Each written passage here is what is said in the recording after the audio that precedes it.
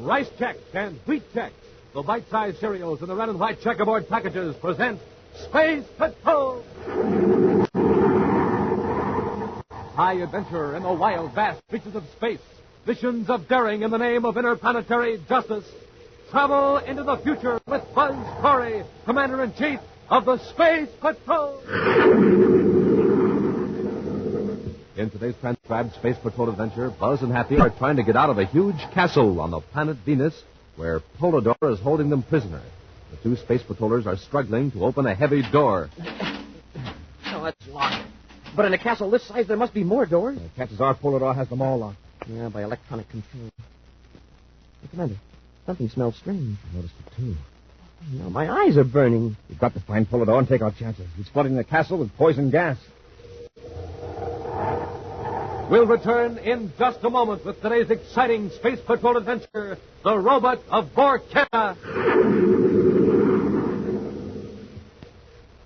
Hi, gang. Captain Dick Tufeld and the Man from Mars. Reporting to you on The Man from Mars Totem Head with Magic Forehead Vision.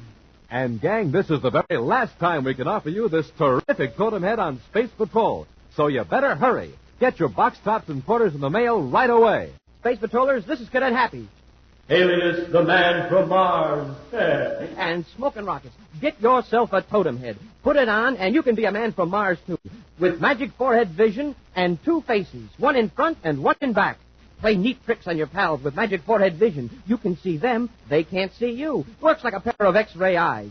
With those two faces, you're coming and going both at the same time. And jumpin' Jupiter, the totem head is more than 12 inches high in real Martian colors. Red and yellow, green and black. Fantastic ears, nose, teeth, and a swell pointed head. But remember, this is the last time we can offer it. So send for yours today. Cadet Happy. The Man from Mars is right, Space Patrollers.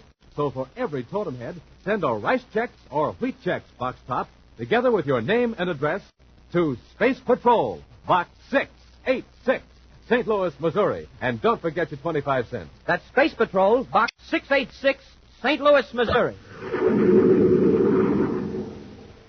And now today's Space Patrol adventure, the Robot of Vortena.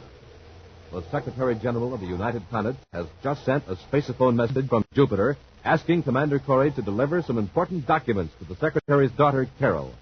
Right now, Buzz and Happy are in the Secretary General's home on the man-made planet Terra. The commander hands the sealed pouch to Carol. Since you're going to Jupiter in your own ship, Carol, I think it'd be a good idea if I assigned a Space Patrol agent to go with you. Surely no one but Father, you and Happy know that I'm carrying the papers, so what's to worry about? Lately, a lot of things we thought were secrets turned out to be otherwise. He means Polydor, Carol. Oh, Polydor. I'm sure he's after more important information than what I'm taking to Father. Carol, there's information in this pouch that could be worth millions of credits. And Polydor isn't the only crook who'd like to get his hands on it. Buzz, you sound so serious. I just want you to realize that with those papers in your ship, it's no longer a pleasure trip. It's government business. Of course. Well, don't worry. I'll get them to Dad at the governor's conference. Buzz, did Father suggest a bodyguard for me? No. If you had, there'd be one aboard your ship, and no argument. I suppose an escort would be a tip-off if this was an official trip. Yes, it would, since you usually make space trips by yourself. That's another reason I'm not insisting. Perhaps I'd better be going. Oh, do you have to? It's getting close to 2200, Carol. Isn't that when you were planning to blast off? Golly, Moses, I had no idea it was so late. I still have some last-minute packing to do. Of course. Come on, Hap. Yes, sir. Have a nice trip, Carol. Oh, thanks, Happy. Goodbye, Carol, and be careful. Goodbye, Buzz. And thanks.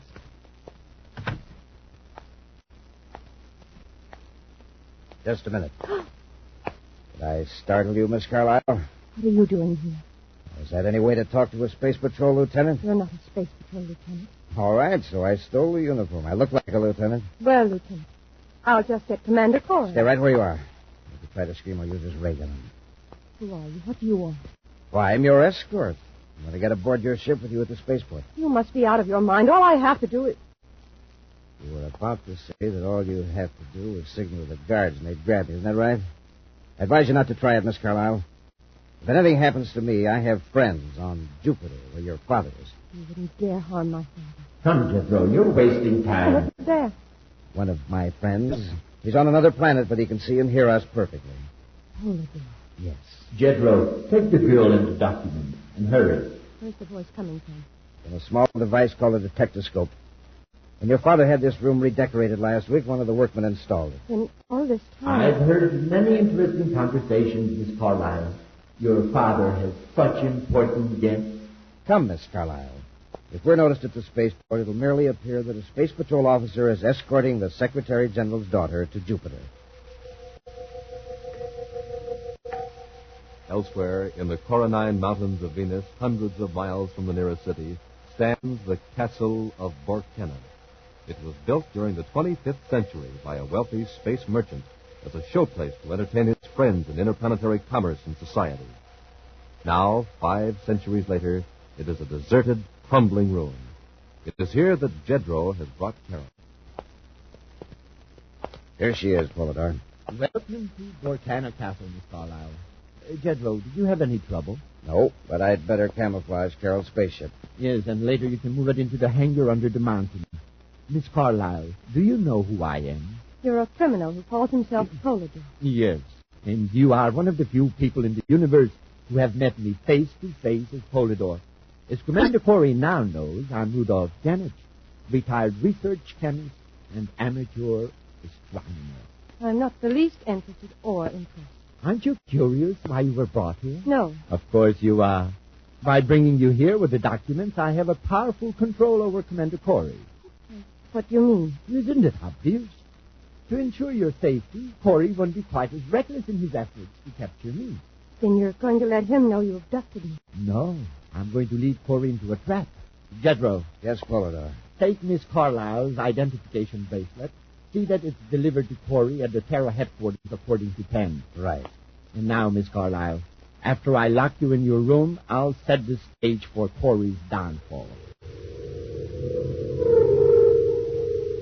Hours later, in the central office at Space Patrol headquarters on Terra, a very worried Commander Corry talks on the intercom to a security captain. He's now 4 hours overdue at Jupiter City. All rapid first ship's been alerted, sir, just as you ordered. So far, report negative. I talked to the space control operator who checked her out through the airlocks last night. Her ship blasted off on schedule. Yes, I know. I talked to the gate patrolman who saw Carol get aboard with her bodyguard. Commander, here's... Just a minute, Captain. Captain, what did you say about a bodyguard? I said I checked with the gate patrol at the spaceport. I found a man who saw Carol board her ship with his space patrol lieutenant. Carol was going alone. I didn't assign an escort. What? Captain, get hold of the gate guard. Get a description of that lieutenant and check with personnel and operations. Alert the officer locator section. Yes, sir. Hurry out. Captain, you hear that? Yes, sir. That was one of our officers with Carol. He'll have signed out with space operations. Unless he's gone OPWL. We haven't had an off-planet without lead case in 5 years. I think that lieutenant was a phony. A checkup will prove it. Oh, sir, this package is for you. Private messenger brought it. I'll look at it later. Who's it from? It doesn't say. It's marked urgent, personal, and official business. Open that hat. I'm getting out a special search plan on Carol. Yes, sir. Look, and rockets, Commander, look. A girl's bracelet. Pat, let me see that. It's Carol's. Yes, sir. The identification bracelet her father gave her for her birthday. Let's see that piece of paper. Yes, sir. I have information that will help you locate Carol Carlyle. Through a set of circumstances, I was able to obtain this bracelet without the knowledge of her actual abductors. This puts me in a dangerous position. Still, I feel it my duty to cooperate with the Space Patrol. Wow, does that sound phony? There's more. If you, Commander, will land on Jupiter Moon number 6 at exactly 1900 hours Universal Star Time, I'll give you what facts I have.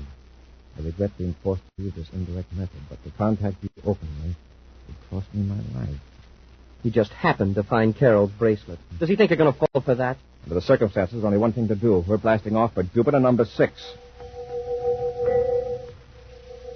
At 1900 hours Universal Star Time, Buzz lands the Terra 5 on the airless surface of Jupiter's 6th moon, at a point directed in the anonymous message. Moments later, a small private cruiser arcs in and hovers until Buzz and Happy step out of their ship in their spacesuits unarmed. The cruiser settles slowly down to the rocky satellite and cuts rockets. For long minutes, the space patrollers wait. Then, slowly, the cruiser's hatch opens, a ladder is lowered, and Buzz and Happy stride forward. I'll go first, Hap.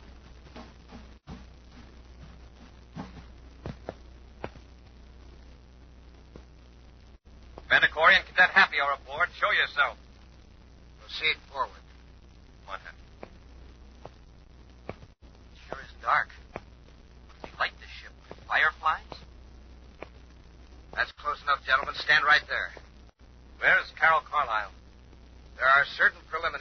Commander. Let's get to them.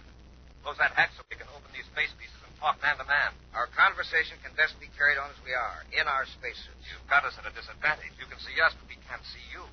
Your note said you weren't connected with whoever abducted Carol Carlisle. That is correct. I'm not. Then why are you wearing that one-way vision face piece? Yeah, and why the dim lights? Yes, for an innocent man, you're taking a lot of precaution. Please, if you'll listen, you'll understand. May not approve, but you will understand. I do know the men who are holding Miss Carlisle. Yes, and you're afraid of reprisals. You're scared. Now what? I want to ask a favor. In exchange for certain information. Keep talking. I have here on this small duty desk a bundle of currency. 200,000 credits. I want you to deposit it in the Terra Bank to the account of D.J. Whitney. Then if I promise to deposit the money, you'll tell me where to find Miss Carlisle? Yes. Now will you deposit the money? Uh-huh. If you can prove that Carol is safe. That's easy. Spaceophone has been on since you came aboard. Polidor, put the girl on. Polidor. We might have known it. Carol, this is Buzz. Can you hear me? Yes, Buzz. Watch what you say, all of you. Are you all right? Have they harmed you? No, I'm all right. Sounds like Carol. Buzz, it's a trap. They're going to frame you. Listen. That's enough of that. Polidor's got Carol, but we've got you. Is that so? Commander, he closed the hatch. Hope that we're taking you to our ship. You are? Jump him, Happy. I've got him. Oh! That takes care of the cadet. Now, Commander, you're next. I'm going to open that face piece of yours and give you a... That's your match this time, didn't you, Corry? I'll just pick you up, slam you against the bulkhead. Just like babies. Now I'll haul you boys back aft and blast off for Venus. We'll return to Space Patrol in just a moment. Totem poles, and more totem poles. Tall ones, small ones, middle-sized ones. In every Space Patroller's backyard, they're going up. All of them made out of those super scary, super spooky Man from Mars totem heads, stacked one on top of the other. Say, gang, how about yours? Have you started building your totem pole yet? Well, if not, you'd better hurry, because today is positively the last time we can offer you on Space Patrol the terrific Man from Mars totem head. Yes, sir, today is the last day I can tell you about the fantastic fun you can have with the Man from Mars totem head and magic forehead vision. That's the special secret vision plate on each totem head. When you wear it, you can see out, but nobody can see in. Colored red, yellow, green, and black, the Man from Mars totem head is more than 12 inches high, with a face in front and a face in back. 2 pointed ears, 4 weird eyes, a beak-like nose, and fang-like teeth. Get 1 or 2. Wear them one on top of the other. Fool your friends and scare your pals. And remember, you can see them, but they can't see you with magic forehead vision. So get lots of totem heads. Stack them one on top of the other. And you have an honest-to-goodness totem pole to guard the door to your room or the gate to your backyard. But send for them right away, because today is the last time we can offer you the Man from Mars totem head. So for every one you want, send a rice checks or wheat checks box top, together with your name and address, and 25 cents in coin, to Space Patrol, Box 686, St. Louis, Missouri. Don't forget your 25 cents. That's Space Patrol, Box 686, St. Louis, Missouri. This offer good only in the USA and may be withdrawn at any time. And now back to our Space Patrol adventure, the Robot of Vortena. Carol Carlisle has mysteriously disappeared on a space flight to Jupiter. Following instructions in an anonymous note delivered to Space Patrol headquarters on Terra, Buzz and Happy blasted off to Jupiter's 6th moon. Meeting the informer, a man whose identity was completely hidden by his spacesuit, Buzz learned that Carol is being held captive by the super criminal Polidor. Carol's spaceophone warning that they were in a trap caused the Space Patrollers to attack their treacherous informer. Amazingly, Buzz and Happy were overpowered, apparently with ridiculous ease by their adversary. Right now, they've regained consciousness in a dimly lit room. Commander, are you okay? I'm still groggy from that slamming around. Lucky we had our spacesuits on. We'd have plenty of broken bones. Hey, we're not in our spacesuits now. No, we're not in that cruiser anymore. Stone floor, stone walls, we're on land. But what land? The immediate problem is to get out of here. Yeah. I don't know who that guy was, but he could be the wrestling champ of the solar system. He handled both of us like we were a couple of kittens. That's what'll trap him eventually. He took the trouble to hide his face, yet he displays the one characteristic that will set him off anywhere in the universe, his incredible strength. Yeah, but suppose he's smart and doesn't play Samson again. Half a man who could resist every temptation to show off just isn't human. Just isn't human. Sir, somebody's coming. Oh, so you two finally came out of it, huh? Don't try anything. Get him. A gun in one hand and a toolbox in the other. Must be hunting for work. Well, that's it. Have your fun while you can. Hey, Commander, this is the fellow that was in that cruiser. I recognize his voice. You're very clever. Come on, let's go, both of you. Where? Volador wants to talk to you. Here, Cadet, you lug this tool case. Me? I don't know whether I can. If it gives you trouble, well, I'll try it. It's not so heavy. Out the door. You first, Cadet. Now, Corry. Now what? Drop that gun! I'll get it, Commander. Met your match this time, didn't you? Smoking rockets, Commander. You took care of him easy. But in his ship, he tossed us around like nothing. I could tell he wasn't superhuman the way he carried that toolbox. Say, maybe it was the spacesuit that gave him extra power. A spacesuit with muscles. This man wasn't in that spacesuit. Sir, his voice. It's the same as on the ship. Somebody's coming. Give me that ray gun. Stand back. Commander, look. A robot. Shut the door. Try to keep it out. That's no use, sir. He's stronger than both of us together. This is what licked us before, the robot. It's coming after us. I'll try the ray gun, but I don't think it'll work. Never even phased it. Hand over the weapon, Commander. Polidor's voice, coming out of the robot. The gun, Commander. Or do you want the robot to take it away from you? That could be quite painful, you know. Okay. Catch. He caught it. No, testing the robot's reflexes, weren't you, Corry? Like his strength, they're superhuman. What have you done with Carol? You are going to see her in a moment. She's in the other part of the dungeon. Dungeon? Of course. You're in Vortena Castle on Venus. And now, since you have knocked my friend out, the robot will escort you to Miss Carlyle's suite. So, the robot was wearing a spacesuit.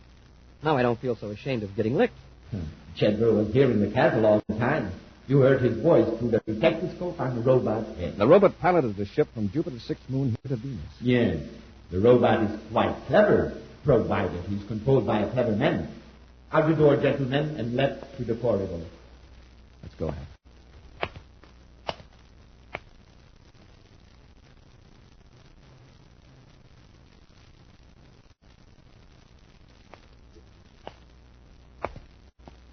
Unbolt the door, Corry, and go in. Buzz, Kathy, it's my fault you're here. Take it easy, Carol. Polidor didn't get rough with you, did he? No, I'm all right, but I shouldn't have warned you. Forget it. Happy and I would have tackled this robot anyway. Sure. Such an ugly, horrible thing. Yeah, it looks better in a spacesuit. The robot is designed for utility, not for beauty. It's Polidor's voice. Yeah. I'm getting used to hearing his voice boom out of walls, spaceships, and now this animated ash can. Gus here. Gus. The robot. If he's going to be around, he ought to have a name of his own. Gus the robot. Somehow it fits his personality. It's time we got down to business, Corry. Fine, but let's talk man to man, not through this mechanical monstrosity. Yeah, and this dungeon is cold and damp and reeks of paint. It's giving me a headache. Fine place to put the Secretary General's daughter in a room full of paint cans. If you cooperate, you won't be here long. The paint, incidentally, is to be used on my spaceship. I find it necessary to change markings and identification numbers. Don't you know that's illegal? We're wasting time. Between the three of you, I should learn some interesting facts about the Space Patrol and government trends. You're still wasting your time. Remember the robot. He can be very persuasive. Corry, we'll start with the Space Patrol code system. Come, I'm waiting. Well, this is going to take some time. I think I'll pull up a can of paint and sit down. Oops. The lid's loose on this one. Let me see that. Sure. Here, Commander. Corry, what are you going to do with that can of paint? Black paint, not too thick, not too thin. Stand back, Carol, away from Gus. Paint isn't going to stop this robot. No, but it'll slow him down. Wow. All over Gus's head and down his front. I can't see. Confound you, Corry. Now, put the empty can over his head for good measure. Oh, look out, Buzz. Don't let him grab you. Cap, the robot dropped the ray gun. Get it. Let's get out of here. Yes, sir. Get Come on, Carol. Pat, pull that door shut and throw the bolt. That was close. I can still hear Gus stamping around in there with a can on his head. That was a great idea, Commander. Before that robot will be any more use, pull it over. We'll have to get the can off its head and wipe the paint off the detectoscope. Poor Gus, just like a blind Samson. Poor Gus, my eye. He's a walking pile driver. Carol, do you know how to get out of this castle? They brought me down that stairway over there. Come on.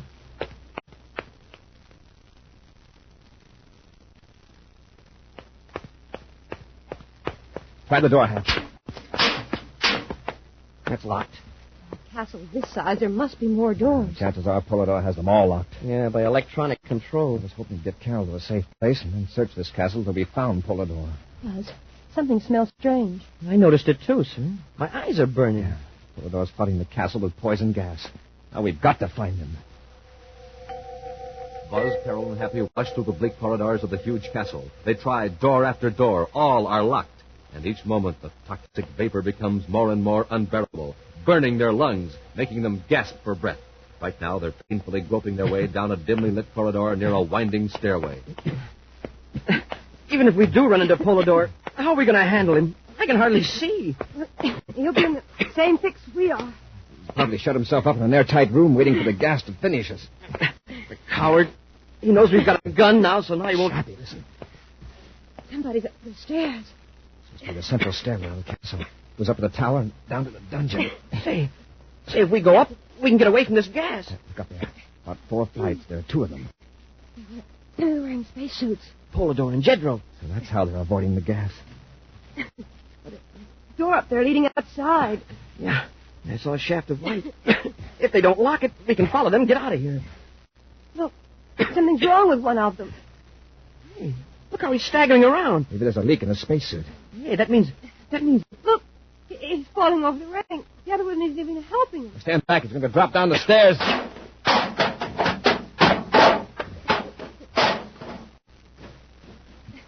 Happy, you stay here with Carol. There isn't much chance he's alive, but we can't leave him there. Sure, sir. Listen. Someone's coming up the stairs. Carol, who else is in the castle? I don't know. Just Pedro and Polidor, I thought. Smoking rockets, Commander. Look. It's Jedro. Yeah, it's me. Don't worry, I'm not armed. Get me out of here. Hey, wait a minute. You're here, and one of those men in the spacesuit with Polidor. Who was the other one? The robot. Yeah, that's the one that fell down the shaft. How do you know? Because Jedro made him fall. Isn't that right? Yes. Polidor ran out of me, left me here to die, but I got this. It's one of the robot control mechanisms. Polidor had the other. We were fighting for control of the robot. Polidor up there and you down below. Yes. That's why he staggered. But why would he take the trouble to put the robot in a spacesuit? Perhaps to confuse us in case we caught up with him. He figured Gus was more used to him now than Jedro. Come on. Let's go up the stairs and out that door. You can't. It won't open. Polidor had the only key. Well, maybe we can break it down. It's no use. You mean we're locked in this castle? Yes, Polidor thought of everything. We can't even shut off that poison gas. Got to break that door open. Jedro says we can't. Jedro. Down at the bottom of the stairwell is something that might help us. The robot. Gus? He must be smashed into 1,000 pieces. Try that control, Jedro. Hurry. Okay, I'll cut it on. Might work at that. See this little screen that just lit up? Yeah, it's the robot Shadow. Now, let's see if he'll move. Oh, his arms are moving. See if you can get him on his feet. Hurry, we can't hold out much longer. Hey, it works. Gus is walking. Once I get him started, we'll follow the railing right up the stairs. Come on. We'll go up at the door and wait for him.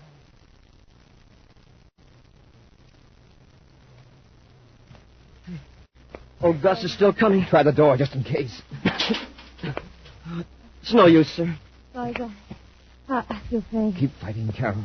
Jedro can get any more speed out of that robot. There he is, coming up the last flight. He's hardly damaged at all. There's a big dent in the helmet, but outside of that, he's all right. Stand back and give him room. Go ahead, Jedro. Yeah, sure. Commander, catch him. I've got him. What a time for him to pass out. I've been watching him work the controls. Let's see if I can operate, Gus. That's it. He's raising his arms. Here goes. Keep out of the way. He's going to start swinging. Attaboy, Gus. Give it all you've got. Hooray. Good boy, Gus. We're free. Happy, you take care of Jedro. Bring him out into the air. Come on, Carol. You'll be all right in a minute. Oh, I'm fine now, Buzz. That air. Hey, all we got to do now is go down these steps outside the castle and... Well, come on, Jedro, on your feet. Polidor. He's getting away in a spaceship. Where's the document? No. No, he hasn't got him. I sneaked him away from him and hid him. Where? Inside the robot. That's why I tried to get control of it. A gang of cutthroats. Polidor runs out on you. You double-cross Polidor. And it looks like the only decent guy in the outfit is Gus. Hey, Commander, did you work the robot control just then? No, why? Gus moved. Maybe he's got a short circuit from the fall. He's holding out his right arm. Happy. You just paid Gus a compliment. I think he wants to shake hands. Huh? Well, put her there, Gus.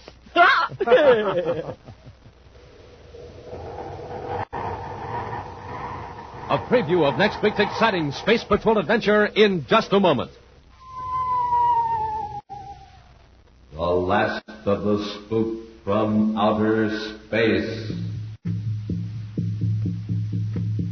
The last of the walking, talking totem pole. Yes, Space Patrollers, this is the very last time I can tell you about the fun you can have with the Man from Mars totem head with magic forehead vision.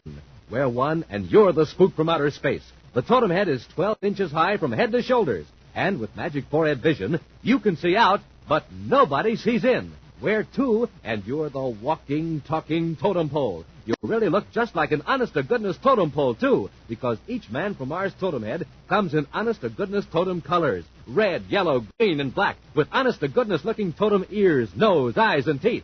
And man, oh man, just wait until you get yours. But you better not wait, because you've got to send for yours right away, because this is the last time I can offer you the Man from Mars totem head with magic forehead vision.